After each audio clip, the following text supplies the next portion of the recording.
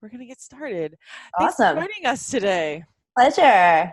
Um, I met, now see, I just got off the Change School recording with your partner, and she calls you Soul.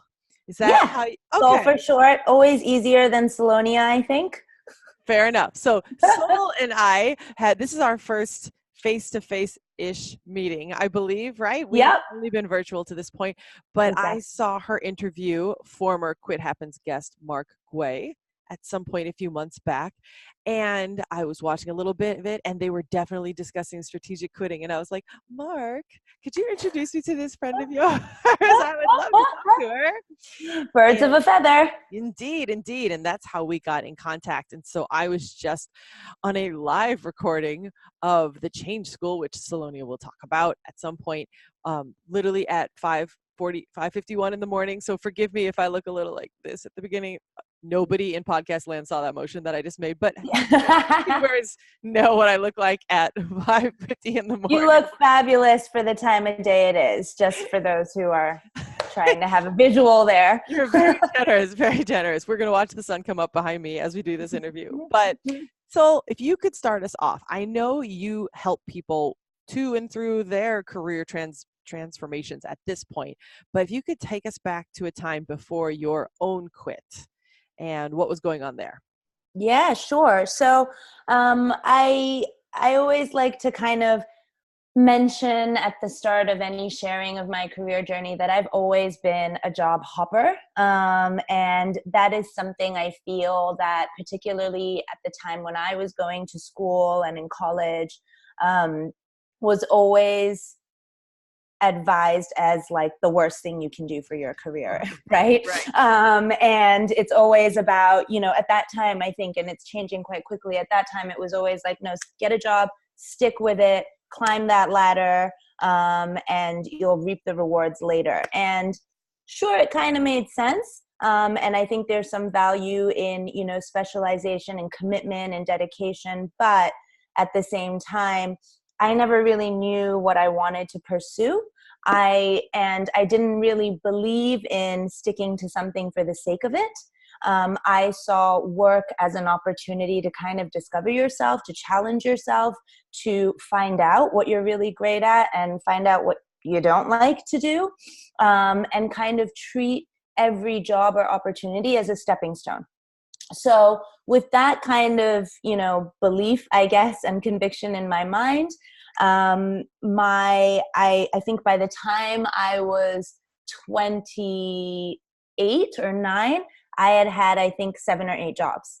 And, in the States where I went to school and graduated, it was great living in East Coast in Boston and in New York to be able to kind of carve that creative, unconventional path for myself. However, when I decided to move back to Asia, where I grew up, I knew that I wasn't going to be able to enjoy that luxury as easily anymore. I knew that I was going to have to fit in a box and I would have to try and carve a more conventional path. And so that became a bit of a buckle down time. I was like, right, okay, now I have to choose a path, and I don't have to stick with it forever, but I need a foot in the door. And so at that time, I really believed with all my heart that PR, public relations, and agency life was my dream career. And I had no prior experience, which is usually quite a challenge if you're trying to get into that field. Usually people kind of jump right in out of school and work their way up, whereas I was coming in with about 6-7 years of work experience, not in PR. And so I actually did a lot of networking, did a lot of volunteer work, and small projects until I finally landed the job in what I believe to be my dream agency at the time. And I loved it. I learned a lot. I was challenged. I felt like I was building a skill in a specific area for a change, which was great, or a skill set rather. But less than 2 years in, what I realized was, aside from the work that I enjoyed to do in that role, there were a lot of things that I could not accept or tolerate. Things like workplace politics, things like the inability to be myself, and And some of it had to do with the environment. Some of it is just the nature of the work, which I think sometimes we just have to be honest and real with ourselves about. PR itself is an industry that's all around perception, right? It's all about image. And,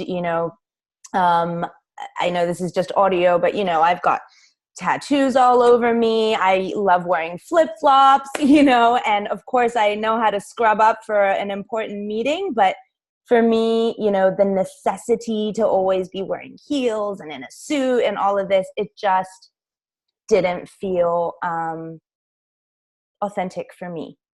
And I think, and sort of the culture that was bred became a little bit like toxic.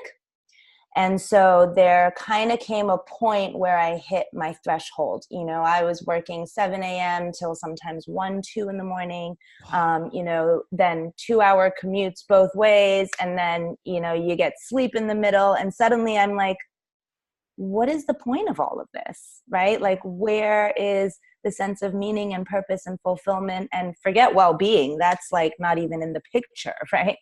Exactly. And so it was a really difficult time. I mean, I was getting married at the time. So despite, something really positive and exciting happening in my life, I felt I was always drained, exhausted, unhappy, and just unfulfilled. And so it took me a little while to finally get to a point where I woke up one morning and said, enough, this is enough. And, being someone that, especially at that time, such a big planner, such a, practical kind of, you don't leave until you know what's next kind of person, it was a lot of mixed feelings, a lot of anxiety, a lot of uncertainty. But like I said, I kind of hit a threshold. And so that morning I woke up and I said, you know what, it's okay that I don't know. And it's okay that I don't really have a plan. What I do know is that this doesn't feel right. What I do know is that I have learned a lot of things I can take forward and that I've accomplished a lot of things in my journey already. So I have to have that faith and confidence and belief that, making that first big decision will then unlock several other opportunities, right? And choices that will be available to me later on. So I quit. Proud quitter. I love it. I love it. And I think it's funny that the guest who mentioned this was the one that has now been on both of our shows. I believe it was Mark Guay. Please, I hope I am quoting the right person, but I think he was talking about referencing an author who said something like, you don't see the second door until you've walked through the first one. Absolutely. And that's what you're saying. Like, you're like, I don't know what that second door is, but if I don't walk through this first one, I'm never going to find out. Totally. That's exactly it. And I think, sometimes it's hard, even when we work with students at the Change School who are kind of thinking about quitting or, kind of grappling this decision. Something we always say is like, you have to, while there are ways that you can kind of minimize or lower the risks involved with making a big change, you can't de-risk life in general, right? There's no such thing as no risk, right? Yeah. There are no guarantees either. Exactly. And so I think, part of it is, yes, doing as much planning and thinking and feeling, getting comfortable as we can, but it's also just getting comfortable with the fact that we can't know what lies ahead unless we take that first step, right? Yeah, absolutely. Like, I always say quitting is something you have an active role in. Failing Yes. is not. Failing happens to you. So if you stay in a job where you're miserable, your performance may or may not be amazing, right? It's like Yes. definitely harder to be good at a job you don't like. And Absolutely. you have two options. You can either take the power and quit, or you could go from a disempowered situation where you're just going to truck along day by day until you get fired. And then Exactly. what happens to you. And that's the thing I was saying with no guarantees is like, who says that, if you're like, okay, I'm going to stay in this job because it's going to provide benefits and I'm going to get my kids through college. And then, 6 months down the road, your health is falling apart and then you get fired. well, there was, all those things you were staying in it for are gone anyway. Exactly. Exactly. No, I couldn't agree more with that. And there's no guarantees as well, or how I relate to it too is like, I really thought I was getting my dream job. I mean, I thought this was it, right? I was like, once I'm in, I don't need to worry about my career anymore. I just need to do my job well. And, there's no way I could have foreseen the experiences I had or the things that I observed and discovered about myself until I went through it. Right. And, being able to also say yay or nay and have that honest assessment, for yourself and be able to act on it, I think is so key. Right. Absolutely. You bring up a good point as far as the dream job situation, because unless we have been in that job, all we have is the idea of it, the dream job, right? Exactly. And even if you shadow somebody or you're interning a bit, it's not the same. And Totally. yeah, and that's why I'm sure so many people end up at the change school is they get to a job and they're like, this is not what I thought it would be. Exactly. Because there just really isn't a way to find out. I mean, when I changed careers from multimedia to medicine, my dad had even made this statement, like, you better know what you're doing this time. Like, we've already thrown away one degree. Like he paid for my college. Thank you, Pop. But I was going to pay for med school. And so still, even I was like, well, I better know what I'm doing. This is so expensive, right? Yep. And so then I thought, okay, I'm not going to go into medicine unless I know the exact specialty I want to go into. Okay. Because I'm not making this quote unquote mistake again. YouTube land can see both Solonia's tattoos and my air quotes.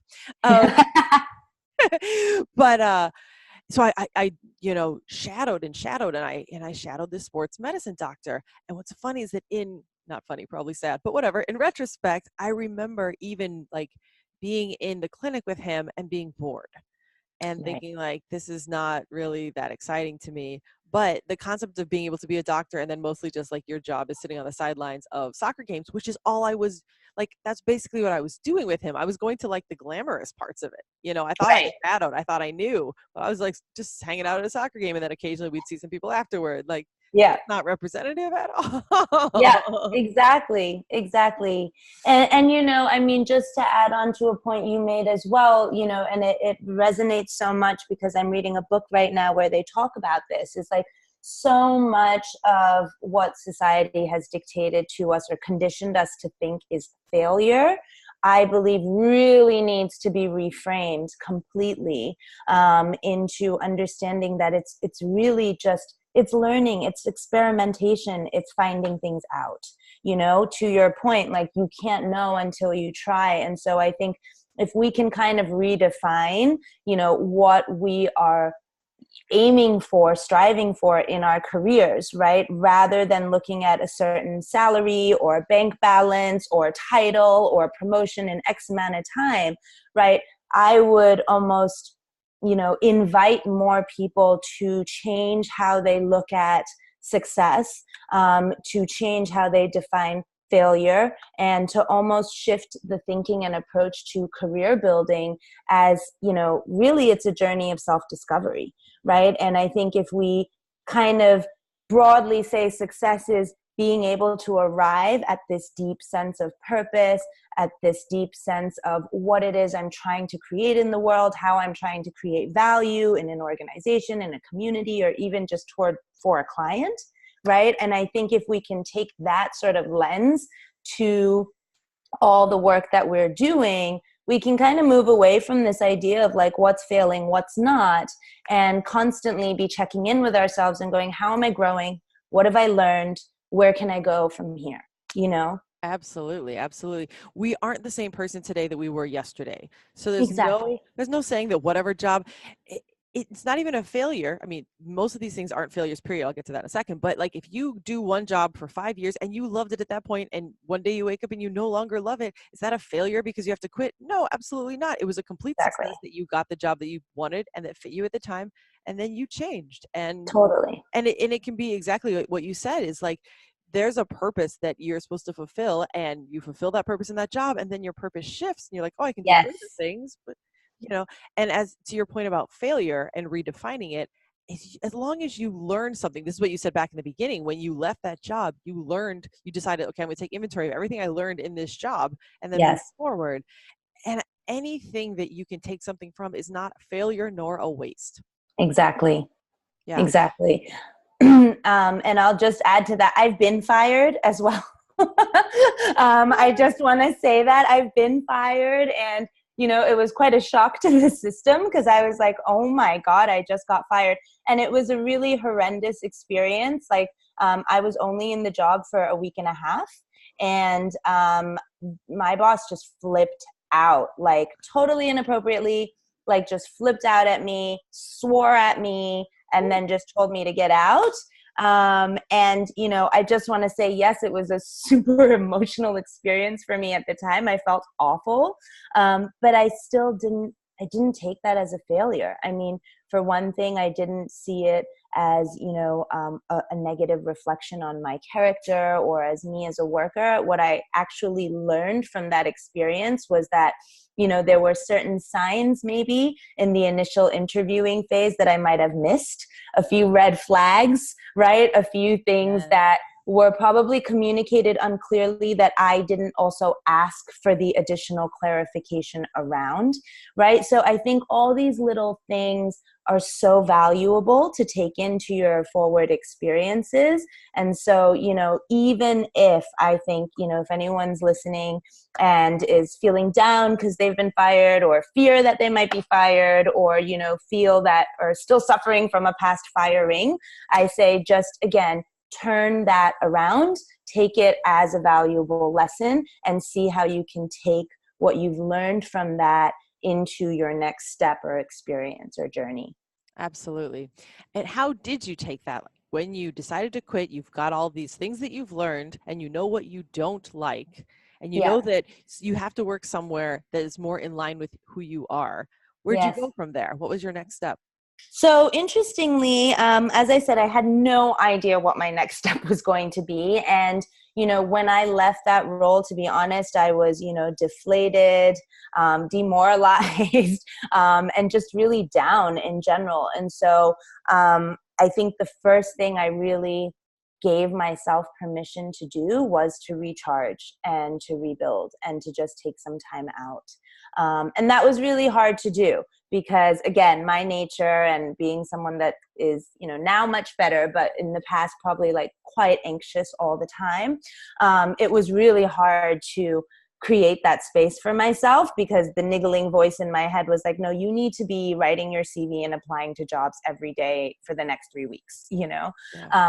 But instead I said, well, no, I'm going to give myself 3 weeks off and just to reflect and just be and not worry about the next step. So that's the first thing I did.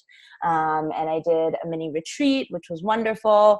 I got connected with a lot of different people who were going through something similar.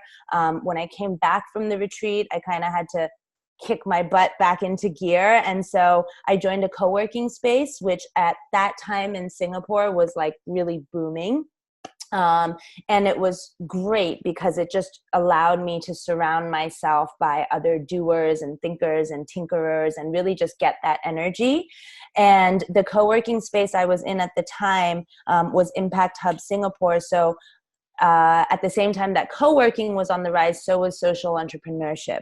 So all these impact-driven entrepreneurs and founders starting businesses, and it just resonated with me so much particularly because coming out of PR, so when I was in the agency, I was around brand marketing as a practice, as well as CSR, so corporate sustainability, right? And that left me a bit jaded when I realized that, oftentimes, not all, but oftentimes a lot of organizations engaged in CSR activities are really more of a PR initiative than necessarily an impact-driven initiative, right? And so when I sort of found myself immersed in this world of social entrepreneurship, it really spoke to me because here were people that were really trying to look at triple bottom lines, really create a positive impact in a small way that could then be scaled. And so that really kind of switched my course onto this path of entrepreneurship, which for me was so fascinating, especially because I felt like a lot of people around me kind of always knew they wanted to be founders or always knew that they were meant to be entrepreneurs. And for me, it was like never crossed my mind. Never even thought that was an option for me. And I had my own inhibitions and doubts, right? And so I started small. I set up a sole proprietorship, which fortunately in Singapore, it was like really easy to do. And I just started taking on some freelance projects, and I had to kind of navigate this transition. So what I would do was offer my PR skill set, right? Position it slightly differently. So it was about amplifying the good, right? Working with real purpose-driven organizations to help them amplify the message they're trying to put out there, and be able to storytell, right, all the successes and great impact they were able to make. And so that allowed me to kind of understand the space better, also kind of be valued for the skill set that I was bringing, even though it was from a totally different world. And then slowly, as I started to build more clients, as I started to, immerse myself in the ecosystem, this sort of prospect and possibility of myself as an entrepreneur was starting to become real, right? And before I knew it, there I was basically servicing different clients and getting new business, and it was great. But shortly after that sort of stint and phase, what I realized was working solo, being a solopreneur, was really, really hard and not necessarily something I wanted to continue doing. But the beauty was that by that point, I had forged so many new contacts, connections, and, with like-minded people, that I actually started getting a lot of offers to come on board for new initiatives as a co-founder or, usually as a co-founder. And one of those wonderful propositions was from my dear friend Grace, who is now my co-founder. And so she sort of came to me with the beginnings of, what Change School is today, and asked me if I wanted to continue building it with her. And I said, absolutely. I'm ready. Show me where to sign. Let's get this going. And that's kind of how it all started. Very cool. Very, very cool. So I'm assuming that there are probably some in here that you have dealt with, but I did not ask you about them yet. Were there any fears when you made that leap out of the PR world? Yeah, I mean, gosh, so many. I think, for one, there was the whole practical one that I mentioned earlier, right? Like, okay, I did save a little bit of money, but I didn't know how long, how much runway that was going to give me. And, you have no control of when you're going to get your next job. So that was like sort of a constant fear. Yeah.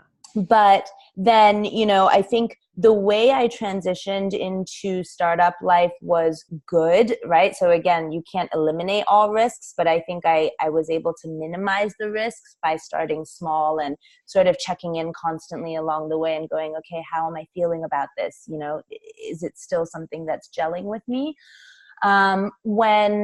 When the opportunity came to really start building something like big and real and exciting, with Grace, I think that's when a whole other level of fear started, because I was like, okay, I know I've been able to, do what I've done to date, but am I really capable of starting a business, right? And, is what we're looking to build, is it even going to resonate with anyone? So just a quick backstory on, the Change School, it really was born of me and Grace's shared experience, which was, always being on this squiggly path of unconventional career, not really knowing what we wanted, and then finding ourselves at this sort of crossroads, right? In my case, because I left my job; in Grace's case, because her dad had passed away while she was running her own business. And we looked at and went, okay, what's really missing? Like, why are we struggling? Why are we unable to move forward? And what's everybody else doing? And, something we always say is, like, at that time, we felt like the two options were either go on a yoga retreat and hope you find yourself, or go get an MBA and up those credentials, right? And, for us, I think we were wanting the best of both worlds, right? And it was like, how can you get something more holistic, right? That allows you to, yeah, reconnect with yourself, know how to package yourself effectively, right? So learning skills, but also, you know, finding that way to reconnect with who you are. And so that's really what the big vision of the Change School was. So we said to ourselves, you know, imagine a world where people weren't afraid to pause and reflect on their values and their sense of purpose. And they weren't afraid to go out and try things. And they weren't afraid to, you know, make a mistake or discover that what they thought they wanted wasn't actually what they wanted. And that's okay. So I think, you know, the fear was, will it work? What if I fail? Yep. Right? Like, is anyone going to know what we're talking about? Are there other people out there who are going to want what we're trying to offer? So I think there's so much fear. And to be honest, it never really goes away, right? Like, as I'm sure you know, like when you're running your own business, as exciting and purposeful as it can feel and be, at the same time, you kind of always have this constant niggling fear back there going, oh my God, you know, am I going to be around in 5 years, right? Or is this business going to be around in 5 years? So I think what's so amazing about the entrepreneurial journey is that you learn to manage that fear. You learn to hear it, to lean into it, and to also sometimes just know when to recognize it for what it is, and then just put it aside, right? And just keep trucking. Yeah, absolutely. Right? Yeah. I say very often that the voice in your head is not your best friend, but the voice in your body is. So, Absolutely. I love right? that. Yeah, it's like your body will not lie to you, but your head that's its entire job is to All like, the time. right? Yeah. Second guess you, tell you negative Totally. things, fears. Here, how about this Totally. fear? Had you thought about this fear? And you know, Yeah, exactly. yeah, as long as you do that gut check and your gut is still okay and you're still able Yeah. to sleep and this and that, like, then I think, like you said, those fears can be overcome with places like the Change School. I'm assuming you guys help them address some of those fears of the unknown. If you want to tell people a little bit about what the Change School does.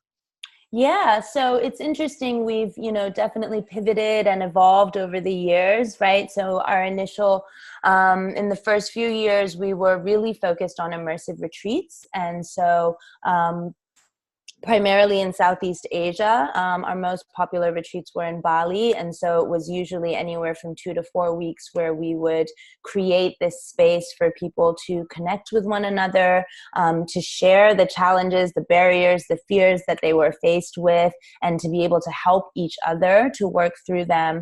We'd also invite mentors and coaches to come on board and share their experiences, but also their insights and practices and tools.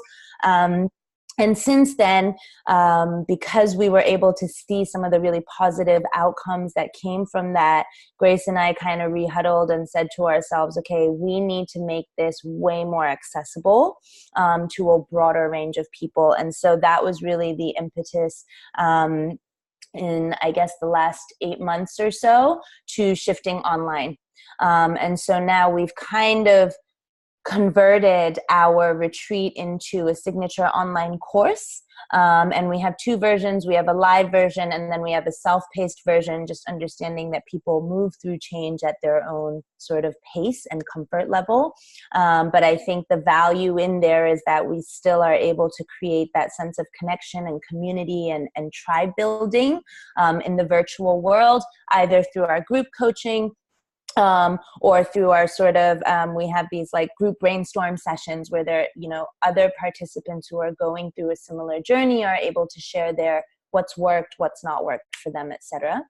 And then in addition, we also have our sort of corporate training programs for companies that come to us, usually because they're going through some kind of restructuring or change or transformation. And so it's really about working with employees and leaders inside the organization to start thinking about how they can continue to thrive in their careers, no matter what's sort of happening around them. And that's about it really at the moment. And then of course I should mention Change School TV, which is our sort of video series. Thanks again so much for being on the show today. Pleasure. But our goal really with that is we call it the Monday Mindset and Mojo Reset. So it's always on Monday nights, and in there we do a mix of free tutorials all around how to, not just survive, but thrive in life and work, as well as featuring what we call our Humans of Change interviewees. So anyone who's been successful in making like a big shift in their life or in their work, we bring onto the show to kind of share their journeys and the lessons learned along the way. So your TV show is like Shift Happens, and mine is like Quit Happens. Exactly. I think they're very similar audiences and very similar guests. I love it. I love it. Totally. Even you're describing the Change School, you used some of my favorite quitting euphemisms like pivoting and evolving. I always say if like quitting is your trigger word, then call it evolving or call it pivoting. I was like, but all a pivot is you quit going one direction and you go another direction. Like absolutely. That's all there is to it. A little shuffle. That's all. A little shuffle.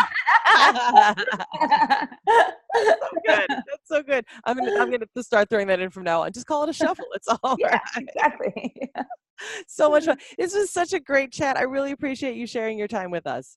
Oh, thanks for having me. It's been awesome. Absolutely. We'll send everybody in the show notes to, is it thechangeschool.com? Yep. Okay. Fantastic. Excellent. All right. Awesome. Okay. Thanks so much, Lynn Marie. Absolutely. And for everybody else out there, until next time, happy quitting.